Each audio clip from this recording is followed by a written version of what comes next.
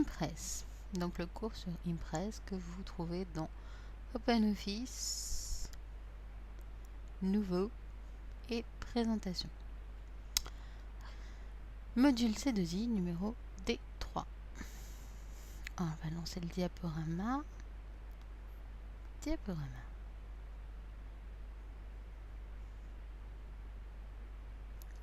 Alors ceci est en fait un objet. Donc vous avez déjà créé des objets sous Writer. Là vous voyez qu'on peut s'amuser avec un objet et le mettre sur des présentations. Le menu donc de ce cours, c'est la première partie sur la conception d'une présentation. Et donc la différence entre une présentation et un diaporama. Et des manipulations sous Impress avec l'environnement de travail, manipuler des diapositives, enrichir sa présentation et enregistrer ou exporter sa présentation. Donc première partie, conception d'une présentation. Nous allons d'abord voir les définitions, les règles de base dans mon diaporama et les divers logiciels. Les définitions. Donc le diaporama, c'est la succession de diapositives. C'est ce que je me sers ici, que vous voyez sur l'écran. La présentation, c'est ce diaporama est un appui visuel pour une communication. La communication, je suis en train de vous la faire ici à l'oral. Donc je suis en train de vous faire une présentation sur la base d'un diaporama qui a déjà été créé. Donc le diaporama, c'est juste la succession de diapositives. Le but d'une présentation est de faire passer un message. Vous avez plusieurs choses essentielles à retenir. C'est tout d'abord, une personne ne peut pas lire et écouter en même temps un message, donc il lui faut des repères. Les repères vont être le plan, vont être les numéros de diapositives, vont être plein de choses que vous pouvez rajouter pour ne pas perdre en vue votre message et ne pas perdre votre auditoire. Les illustrations de discours ou exemples vous permettent donc de dire des choses qui ne sont pas écrites sur les diapositives. Et les commentaires, donc soit vous faites des commentaires oraux, soit vous pouvez faire des commentaires écrits à l'intérieur de votre diapositive. Donc vous avez en bas un endroit qui s'appelle commentaires. Les paroles s'envolent, la présentation reste, donc après, l'utilisateur pourra revoir votre diaporama et se souvenir de ce que vous lui avez raconté. Les règles de base donc d'un bon diaporama sont composées de 4 cycles. Le premier cycle, c'est on définit le contenu. Quels sont les objectifs que j'ai envie de faire passer sur ma présentation. Le deuxième cycle, c'est le contenu présenté.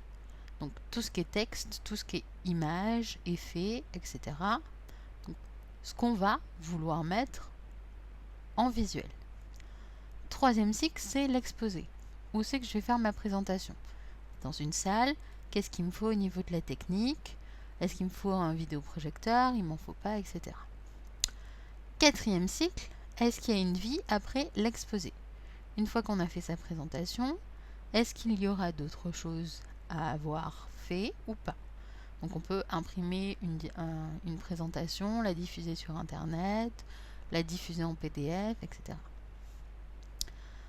Nous allons voir donc les 4 cycles en détail. Donc le premier cycle, la définition du contenu. C'est la partie la plus difficile et aussi la plus importante d'une présentation et donc d'un diaporama. Il faut définir quel message vous souhaitez faire passer. Donc le sujet, les objectifs.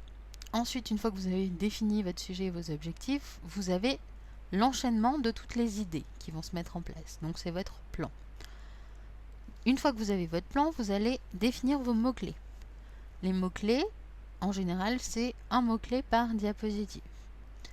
Et une description plus pointue, si vous avez besoin d'avoir des commentaires plus pointus, vous l'écrivez dans l'espace notes qui est situé en dessous de notre diapositive. Un exemple, donc par exemple, si je souhaite parler de Twilight, et donc mon sujet c'est Twilight, le message que je veux faire passer, c'est il faut aller lire les bouquins. La première chose à faire, donc, c'est mon plan. Donc mon plan, pour donner envie aux gens de lire les bouquins, je vais d'abord leur parler des films. En général, certains l'ont vu. Donc les films, qu'est-ce que je vais pouvoir mettre? Ensuite, décrire un petit peu les personnages. Et ensuite, leur donner envie de lire en mettant les couvertures des bouquins. Les mots-clés en question, donc pour la partie film, ça va être les vampires, ça va être des photos en relation avec tout ce qui est Twilight.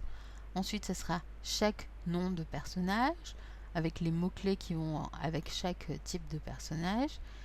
Et ensuite, nos livres, donc avec les couvertures. Si j'ai des choses plus précises à dire, je les écrirai dans les notes. Deuxième cycle, le contenu de la diapositive. Il faut toujours garder à l'esprit qu'une diapositive doit être visible et lisible. C'est-à-dire que dans notre exemple de diapositive ici, nous avons grand qui est visible mais pas lisible et petit qui est lisible mais pas visible. Donc une taille par défaut dans les diaporamas, c'est 18.